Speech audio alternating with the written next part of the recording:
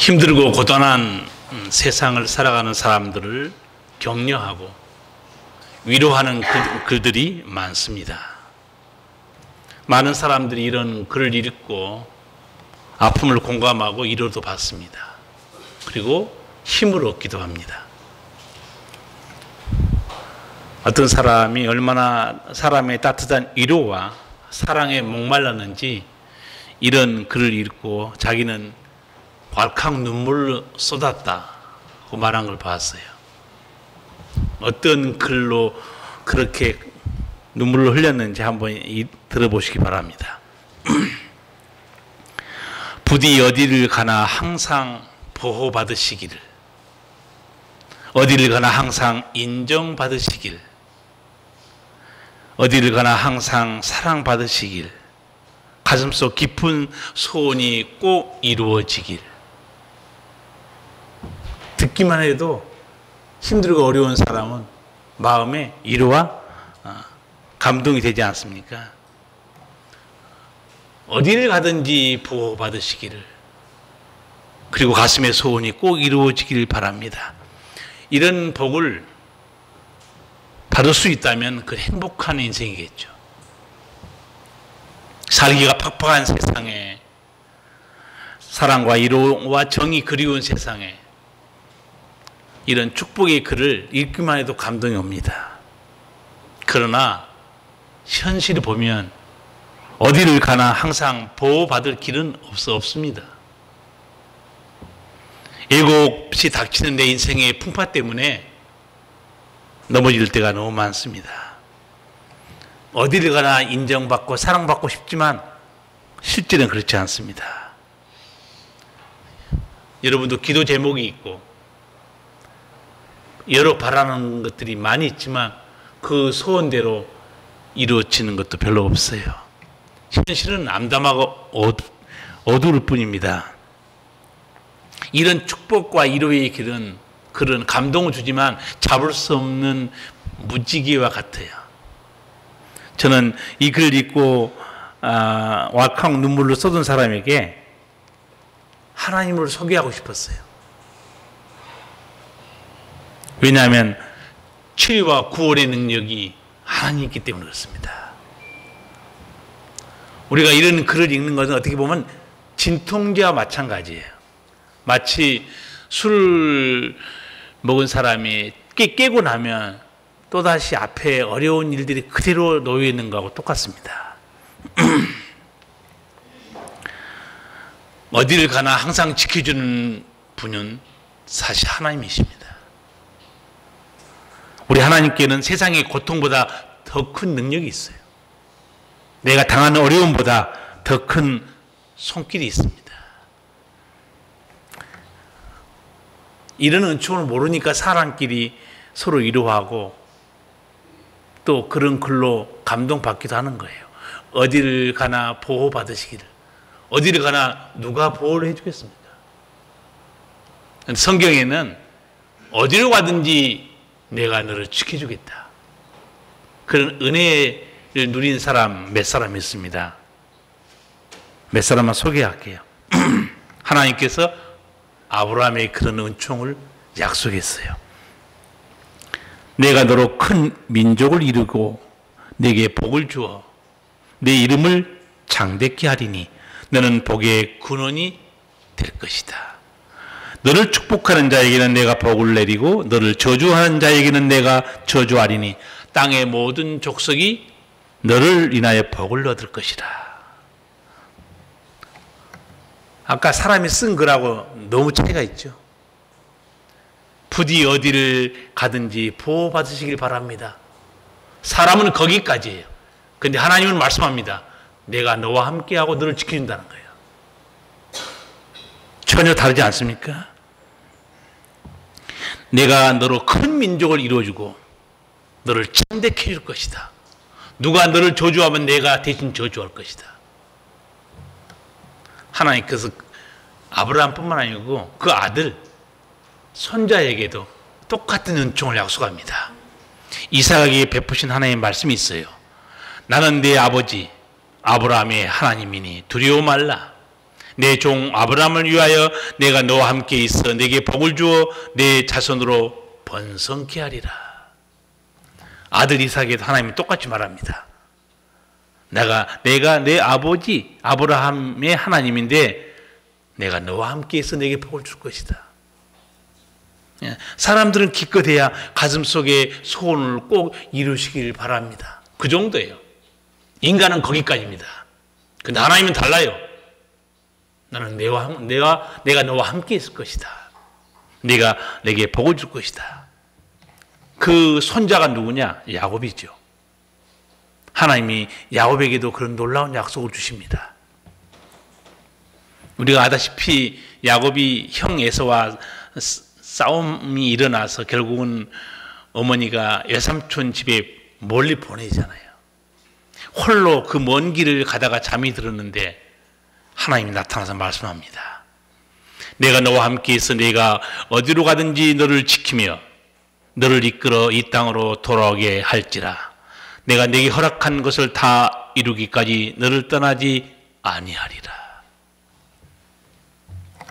이 은총은 사람이 잡을 수 없는 무지개 같은 은총이 아닙니다. 하나님이 반드시 내가 이루어줄 것이다. 사람과 하나님은 달라요. 전능하신 하나님이 우리와 함께 계시다는 거 얼마나 큰 은총입니까? 그렇지만 이 하나님을 모르기 때문에 어디로 가든지 보호받으세요. 어디로 가든지 사랑받기 바랍니다. 마음속에 깊은 소원을 꼭 이루어주기 바랍니다. 이런 말로도 우리 인생은 힘들기 때문에 위로받고 사는 세상이에요.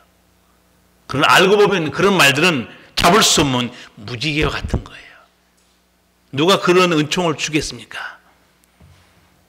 우리 기도를 들으시고 우리 마음속에 소원을 아신 분은 우리 아버지 하나님이에요. 아버지가 역사할 때 그 삶에 은총이 임하게 됩니다. 그런 은총을 누린 사람 구약 성경에 많이 있는데 딱 한 사람 소개할게요. 야베스입니다. 야베스라는 이름조차도요 좋은 이름이 아니에요.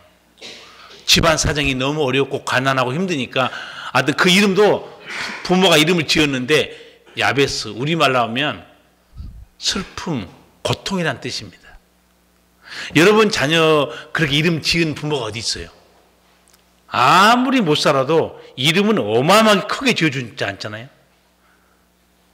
집안은 아무리 험해도 너는 나라를 다스리라 앞으로.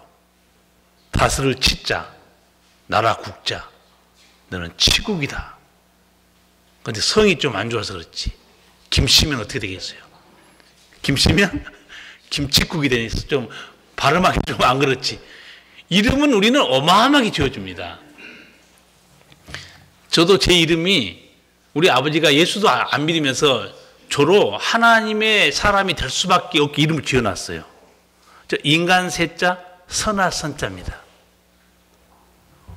모든 인간은 죄인이고 악한데 우리 아버님이 저보러 너는 선한 인간이 되라는 거예요. 그리고 선한 인간이 되는 길은 한 가지밖에 없어요. 어떻게 하겠어요? 예수 믿어야 돼.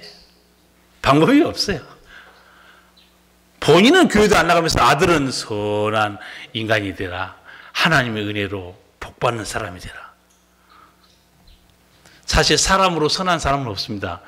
오직하면 예수님도 어떤 사람이 찾아와서 선한 선생님, 내가 어떻게 하면 영생 얻겠습니까? 예수님이 뭐라고 그랬어요?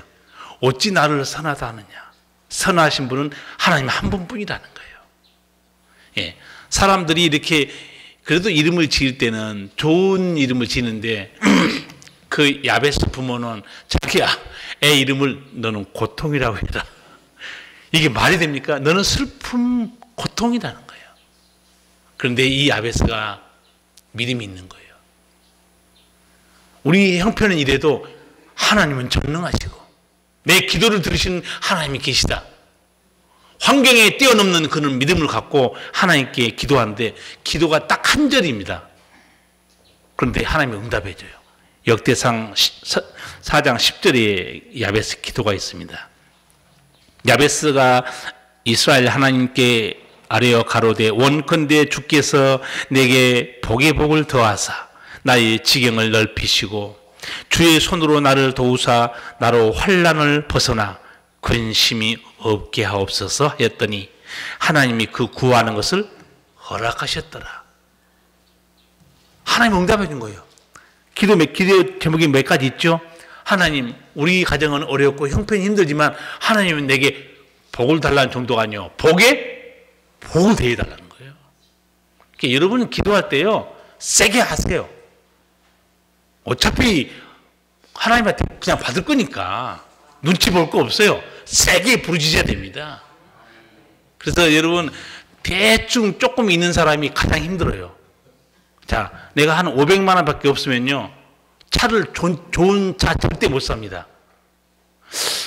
중고차 정도 애매하게 돈이 없으니까. 그런데 아예 없으면 어떡합니까? 아예 하나님께 기도합니다. 나 차 한 대 주세요.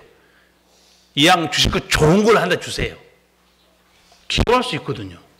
그러니까 자기 수중에 애매하게 있는 사람은 그것만 쳐다보고 있어요. 아예 밑바닥 인생은요, 하나님을 쳐다봅니다. 그 밑바닥 인생이 야베스예요. 아무것도 없는 거예요. 자기 이름을 아버지가 고통이라 이름을 지어줬으니까. 근데 하나님, 내게 복의 복을 더해 주세요. 두 번째 기도가 뭡니까? 내 지경을 넓혀 주세요. 세 번째, 주의 손으로 나를 도와주셔서 내 환난을 좀 벗어나게 해주세요. 하나님께서 구하는 것을 허락해 주었다는 거예요. 얼마나 큰 은총입니까? 아까 제가 말씀드렸죠? 사람은 기껏해야 어디로 가든지 보호받기 바랍니다. 어디 가든지 사람에게 인정받고 살기 바랍니다. 하나님은 달라요. 야베스의 기도에 응답하신 하나님이에요.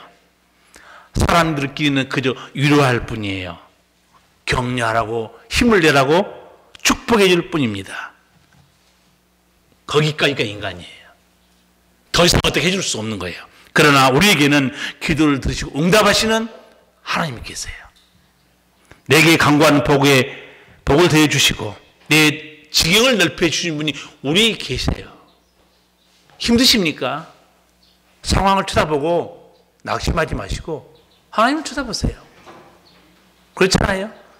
그 사람들이 쓴 글, 별로 아무 이해도 안 되는 글을 읽어보고 감동하고, 그래, 맞아. 거기 능력이 없습니다. 요새 글 많이 쓴 사람, 유명한 스님 한 분이 있어요.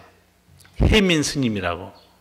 원래 이분이 교회에 다니다가 그쪽으로 가버렸는데, 그분이 쓴 책이나 글을 사람들이 많은 사람 보고 감동하는데, 저도 읽어보니까 정말 감동이 돼요. 하나만 잠깐 소개할까요? 아파하는 그 모습, 힘들어하는 그 심정을 있는 그대로 알아주고 같이 버텨주세요.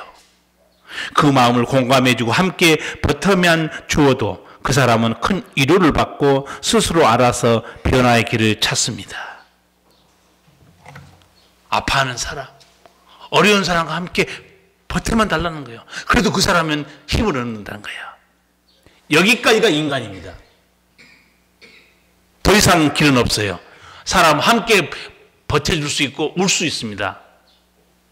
같이, 그리고 품에 안아줄 수 있어요. 그뿐 그 사람이 당하는 인생의 무거운 짐 해결할 능력이 없습니다. 아셔야 돼요. 그런데 이런 하나님을 모르기 때문에 이런 글이라도 읽고 사람들이 서로 공감하고 위로받고 있는 거예요. 자, 얼마나 안타까운 일입니까? 예수님께서 전도하시다가 나인성으로 걸어갔어요. 그때 장례 행렬이 지나오죠. 누가 죽었냐? 과부의 아들이 죽은 거예요. 그 청년의 시신을 지금 상해꾼들이 메고 가는 겁니다. 많은 동네 사람들이 이 과부를 위로하고 함께 지금 장기에 따라가고 있었어요. 함께 동네 사람들은 이 고아와 그 고아의 기쁨을 함께, 그 슬픔을 함께 버텨주고 함께 하고 있어요.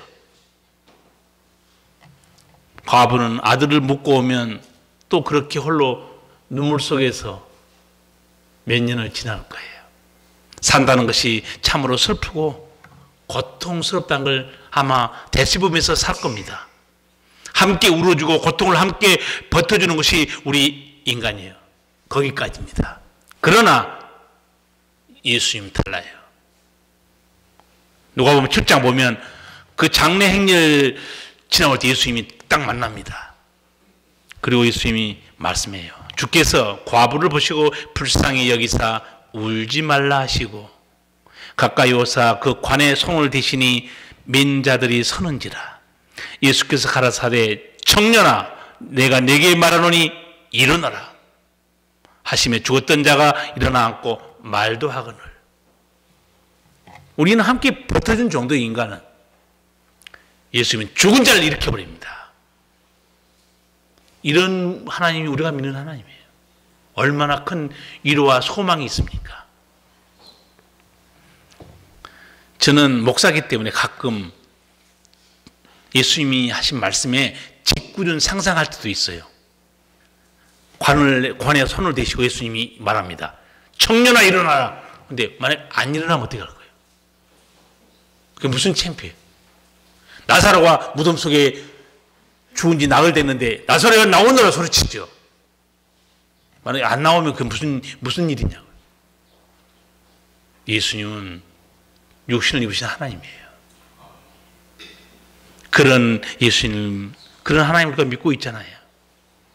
이렇게 우리에게는 함께 울어주고 단지 함께 버텨주는 사람보다 더 큰 능력을 가진 예수님을 우리가 모시고 있는 거예요. 그래서 여러분, 이런 사람들이 이루하고 힘든 걸 함께 나누고 버텨봤자 거기에 아무런 힘이 없죠. 그에 대해서 예수님이 63절에서 정확하게 짧은 말씀으로 정말 놀라운 말씀을 합니다. 63절을 같이 읽겠습니다. 살리는 것은 영이니 육은 무익하니라. 내가 너희에게 이른 말이 영이요 생명이라. 아멘. 얼마나 놀라운 말씀이에요. 살리는 것은 영이니 육은 무익하다는 거예요. 사람이 하는 모든 그게 종교든 가르침이든 위로든 육체에 가진 인간이 하는 것은 무익하다는 거예요. 어떻게 할 수 없다는 거예요. 살리는 것은 영이라는 거예요. 성령께서 너희를 살리고 고치고 치유해 준다는 겁니다. 그리고 내가 너희에게 한 말씀을 잘 들어라. 그게 내가 한 말씀이 생명이고 영이라는 거예요. 사람을 영적으로 거듭나게 하고 우리의 고통을 풀어주는데 인간의 육은 아무 능력이 없어요. 함께 울어주고 함께 아파하고 함께 버틸 수도 있고 함께 마음으로 소원을 빌어줄 수 있어요. 그게 육입니다. 육은 무익하다는 거예요. 우리 인간은 거기까지예요. 그래서 예수님께서 우리에게 말씀하신 겁니다. 살리는 것은 영이니 육은 무익하니라. 얼마나 놀라운 말씀입니까? 살리는 진리도 예수님께 있고 살리는 능력도 예수님께 있다는 거예요. 그래서 예수님이 이런 말씀을 우리에게 하신 겁니다. 이 말씀을 사실 누구에게 하셨는가? 요한복음 6장을 다 보시면 거기 오병이어의 기적을 베푼 장면이 나오고 수만 명이 와서 예수님께서 주신 떡을 먹습니다. 사람이 지금도 우리가 다 먹고 살기 위해서 얼마나 고생이 많습니까? 그런데 예수님이 그 기적의 떡을 먹고 돌아가는데 또 배가 고픈 거예요. 또 먹을 게 없는 사람들이 어떻게 해서 또 예수님을 찾아옵니다. 그래서 예수님이 찾아온 사람들을 딱 보고 한마디 해요. 너희가 나를 찾아온 까닭이 표적을 본 게 아니고 떡을 먹고 배불러서 또 왔구나. 표적이 뭐냐? 우리에게 이 기적의 빵을 주신 저분이 생명의 영생을 주신 분이구나. 그걸 내가 깨닫게 해주려고 그러는데 그거는 깨닫지 못하고 오직 눈에 보이는 떡만 또 먹으러 왔구나. 그래서 예수님이 영생의 떡을 내가 주려고 왔고 나를 믿는 자는 영생하고 내 피와 살이 영원한 생명이다. 사람들이 다 돌아가 버려요. 왜 그러냐면 우리는 떡을 배고파서 떡 먹으러 왔는데 떡은 안 주고 이상한 얘기하니까 가버려요. 이 내용이 66절에 있습니다. 이러므로 제자 중에 많이 물러가고 다시 그와 함께 다니지 아니하더라. 떡 먹으러 왔을 때는 수만 명이 몰려왔는데 내가 생명의 떡이다. 내가 온 것은 내게 영생을 주러 왔다. 이런 설교하니까 다 돌아가 버린 겁니다. 여러분 예수님을 따라다닌다고 다 예수 믿는 건 아니죠. 제가 몇 주 전에 설교한 대로 예수님이 이런 설교를 했죠. 천국은 그물과 같다. 그물로 고기 잡은 것 같다. 그런 비유 제가 풀어줬죠. 그물이 뭐냐? 구원의 방주 교회라고 그랬어요. 각종 물고기는 뭐냐? 교회에 다니는 수많은 종류의 다양한 사람들이라고 그랬어요. 근데 나중에 그물로 고기 잡은 다음에 다 집으로 안 가져갑니다. 나쁜 것은 다 버려요, 어부가. 좋은 것은 집으로 가져가요. 예수님이 어떤 비유였느냐? 예배당에 나와서 교회 다닌 것 같지만 천국 백성만 아버지가 천국으로 데려가고 교회에 다녀도 믿지 않는 사람들은 결국은 버립니다. 지옥에 떨어진 거죠. 그래서 예수님은 항상 천국에 대한 설교를 굉장히 많이 하셨어요. 그리고 예수님은 많은 사람들에게 그들이 원하는 것보다는 예수님이 주고 싶은 게 있었어요. 그건 하늘의 생명, 영생이었죠. 사람들은 자기 문제로 예수님 찾아와요. 그 중에 제일 많이 찾아온 사람들이 병든 사람이었습니다. 병 고쳐달라는 거예요. 물론 예수님이 다 고쳐줬죠. 나중에 예수님의 기적 능력을 보고 구름대처럼 몰려왔다가 나중에 다 사라져버려요. 그때 예수님이 제자들에게 물어봅니다. 뭐로 물어보느냐? 67절 같이 한번 읽겠습니다. 예수께서 12 제자에게 이르시되 너희도 가려느냐? 아멘. 떡을 안 주니까 다 가버렸죠. 물어봐요. 제자들에게 너희도 가겠냐? 물어본 거예요. 저는 이 말씀을 보면서 목사로서 예수님은 역시 간이 크시다. 그래서 난 느꼈어요. 왜 예수님이 간이 크냐? 갈래? 가라는 거예요. 저는 목사인데 그렇게 못해요. 목사님 나 교회 안 나와요. 그러면 나오셔야지. 신방 가고 또 가서 이루하고 교회 나오셔야지. 저는 그렇게 하죠. 예수님은 어떻게 해요? 가겠냐? 가라는 거예요. 안 붙잡습니다. 역시 예수님은 간이 크시다. 그런데 예수님이 붙잡는 사람이 있고 안 붙잡는 사람이 있어요. 아무나 안 붙잡는 게 아니에요. 쭉정이 주님을 구조로 믿지도 않고 자기 욕망을 채우려고 온 쭉정이들 가도 안 잡습니다. 그러나 하나님의 자녀는 달라요. 성령 받고 거듭난 하나님의 자녀는 주님이 끝까지 잡습니다. 자기 자식이기 때문에 그런 거예요. 달라요. 부모는 자식의 목숨을 거는 겁니다. 여러분이 예수 믿고 거듭나고 하나님의 자녀가 되잖아요. 하나님이 죽을 때까지 하나님이 여러분을 사랑하고 붙듭니다. 왜? 하나님 자녀가 됐기 때문에 그런 거예요. 근데 돈 주세요. 먹을 거 주세요. 예수님은 관심이 없어요. 그거 찾아온 쭉정이들 안 잡아요. 제자들에게도 물어봐요. 너희도 가겠냐? 가려면 가라는 거예요. 근데 베드로가 예수님이 기분을 탁 맞춰줍니다. 정말 베드로 급한 성격이지만 너무너무 예수님을 기쁘게 해요. 그 예수님께 하신 베드로의 말 68절 69절 같이 읽겠습니다. 시몬 베드로가 대답하되 주여 영생의 말씀이 계심에 우리가 네게로 가오리이까 우리가 주는 하나님의 거룩하신 자신 줄 믿고 알았사옵나이다. 아멘. 주님 우리가 어디로 가겠습니까? 영생의 말씀이 예수님께 있는데. 여러분 이게 뭘 보여준 신앙이냐?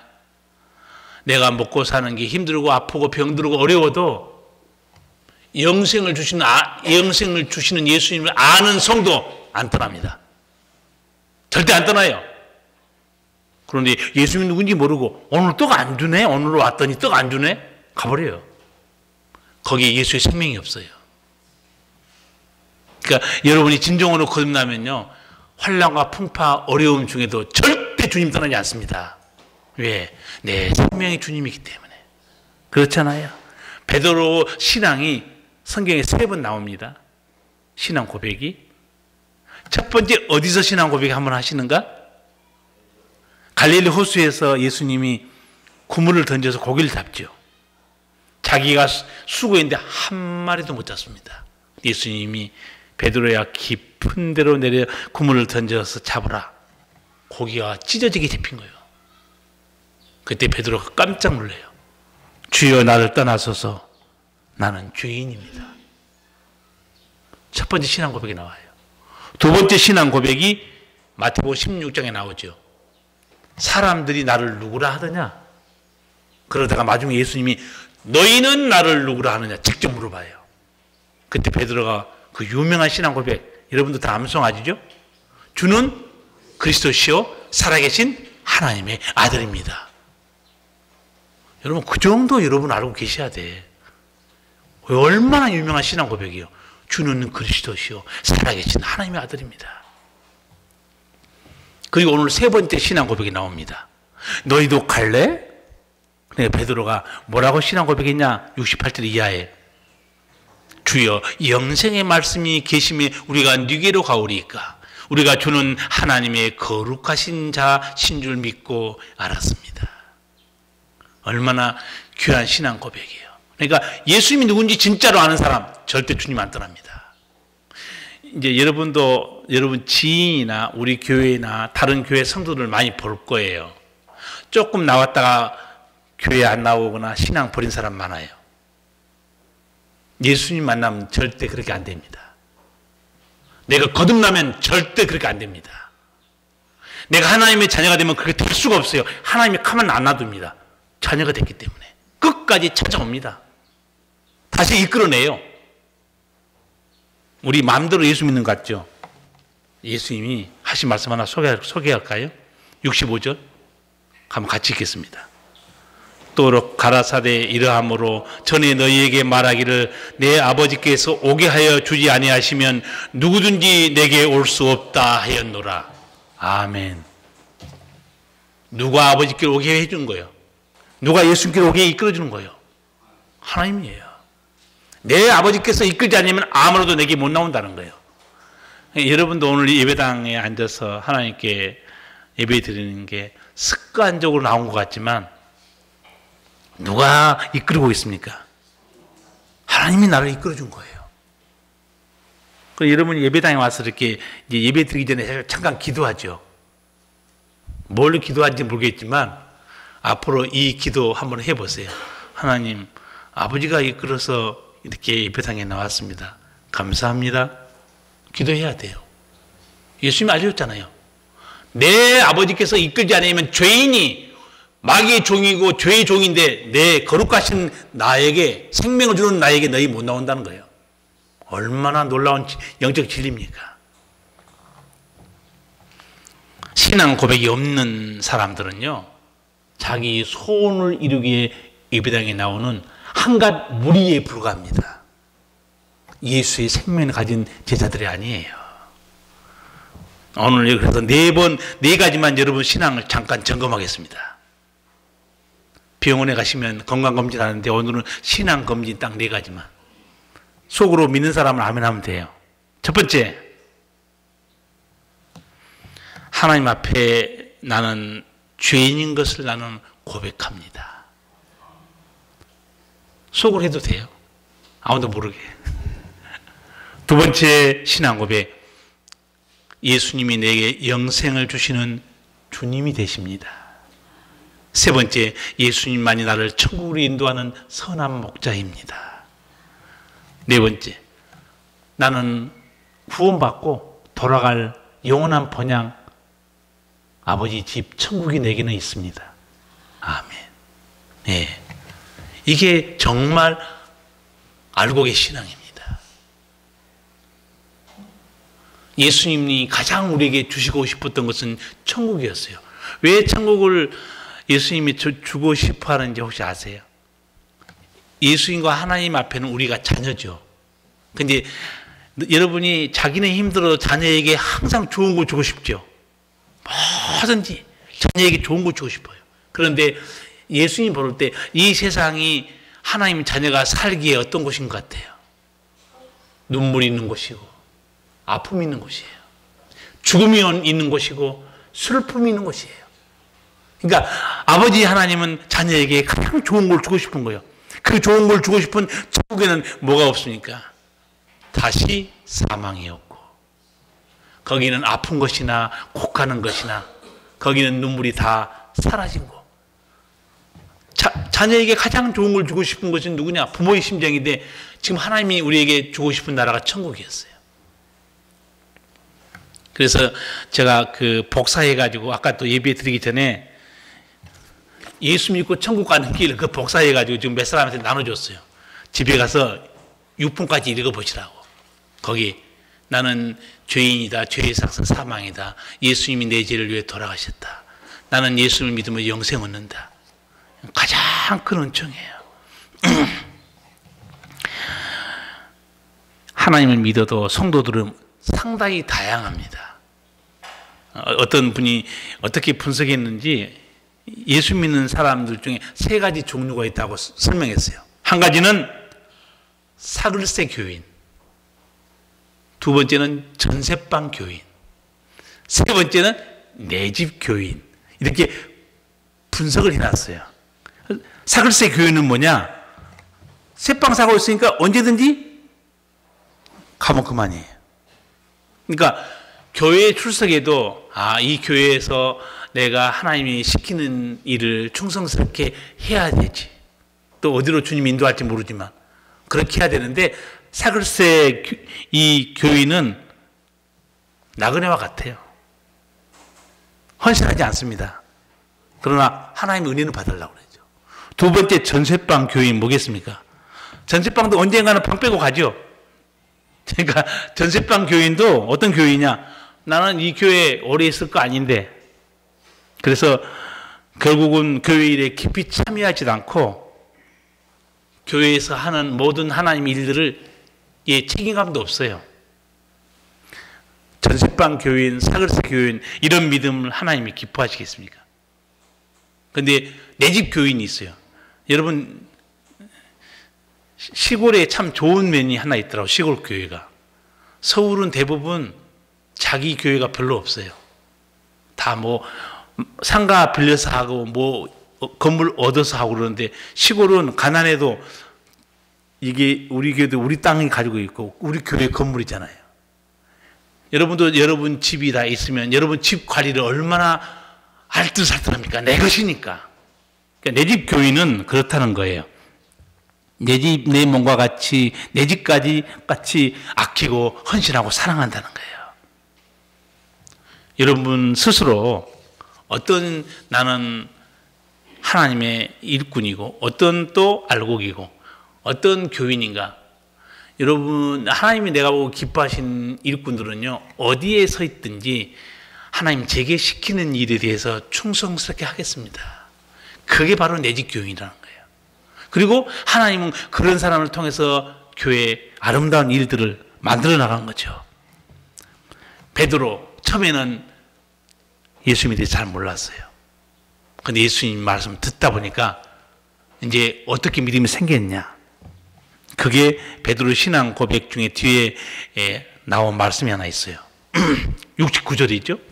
우리가 주는 하나님의 거룩하신 자신 줄 믿고 알았습니다. 이 순서를 바꾸면 안 됩니다.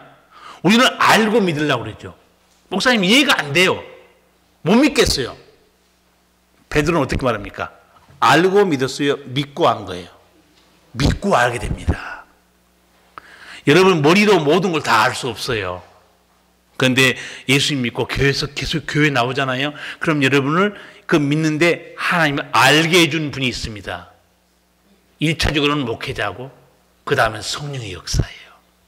믿음이 깊이 들어가게 만들고 점점 깨닫게 해줍니다. 아, 하나님은 살아계시는데 몰랐구나. 하나님이 능력의 손길로 우리를 붙들어 주시는구나. 점점 알게 되는 거예요. 저는 청소년 시절에 그 동네 허름한 이발소에 가서 그 머리 깎을 때 거기에 걸려있는 액자를 보고 많은 힘을 얻은 적이 있어요. 요새 미용실보다도요, 옛날에 허름한 이발소가 아주 철학이 있었습니다. 왜냐하면 거기 걸어놓은 액자의 글이 뭔지 아세요? 푸시킨의 시, 삶이 그대를 속일지라도. 많은 허름한 이발소인데 어마어마 철학적이에요. 내가 이발하면서 읽어본 거예요. 삶이 그대를 속일지라도 슬퍼하거나 노하지 말라. 슬픈 날을 참고 견디면 기쁜 날이 오고야 말리니 마음은 미래에 살고 현재는 언제나 슬픈 것. 모든 것은 순식간에 지나가고 지나간 것은 또다시 그리움이 되나니. 근데 이거 보면서 아, 그렇구나. 삶이 그대로 속일지라도 슬퍼하고 노하지 말라. 힘을 얻었어요. 그러나 지금 내가 내 삶을 돌아보면 내 삶을 인도한 것은 이 시가 아니었고 예수님이었어요. 내 존재를 거듭나게 한 것은 이 시가 아니었고 성령의 능력이었습니다. 나로 믿음을 가지고 하나님의 은총 속에 살게 한 것은 하나님 말씀이었어요. 사람들의 시, 아까 감동 주는 글, 혜민 스님의 글 함께 버텨주세요. 어디를 가든지 항상 보호 받으시길. 인간은 거기까지예요. 그러나 아브라함, 야곱, 이삭을 붙드시고 복 주신 분은 하나님이시고 야베스와 같이 자기 이름이 고통과 슬픔이었는데 복의 복을 더해 주시고 지경을 넓혀 주시고 근심을 면케 하신 분이 누구냐? 하나님이에요. 그래서 예수님이 오늘 본문에서 말합니다. 살리는 것은 영이니 육은 무익하다는 거예요. 여러분은 우리를 살려주고 치료해주는 그 성령의 음성을 듣기 바라시고 예수님이 이런 내가 너에게 말하는 그 말이 생명의 영이다. 여러분 예수님 말씀을 붙들고 승리하기 바랍니다. 성도가 누구냐? 성도는 교회 다니는 사람이 성도가 아니고 예수님이 영생을 주시는 하나님의 아들임을 믿는 사람이 성도고, 성도가 누구냐? 우리 삶을 변화시키고 생명의 능력을 주시는 예수님을 구주로 믿고 사는 분이 바로 성도예요. 성도 여러분, 힘들고 어렵게 세상은 지나가지만 나의 인생과 동행하시고 나를 붙으시고 세상에 줄 수 없는 위로와 능력의 손길로 붙으신 예수님과 함께 승리하기 바랍니다. 기도하시겠습니다. 사랑의 주님, 오늘 우리 주님이 우리를 부르셨습니다. 내 아버지께서 이끌지 아니하면 아무라도 내게 올 수 없느니라. 우리 하나님이 이끄셔서 우리 성도들이 예수님께 나왔고 영원한 생명을 얻었고 오늘 또 복된 주의 음성을 듣고 있습니다. 살리는 것은 영이니 육은 무익하니라. 주님이 주신 생명으로 우리가 하늘 생명을 얻었고 말씀으로 진리를 깨달아 은혜 가운데 살게 하신 아버지, 평생 주와 동행하고 선한 목자 되신 주의 음성을 듣고 살아가는 복된 삶이 되게 하여 주시옵소서. 예수님 이름으로 기도하옵나이다. 아멘. 찬송하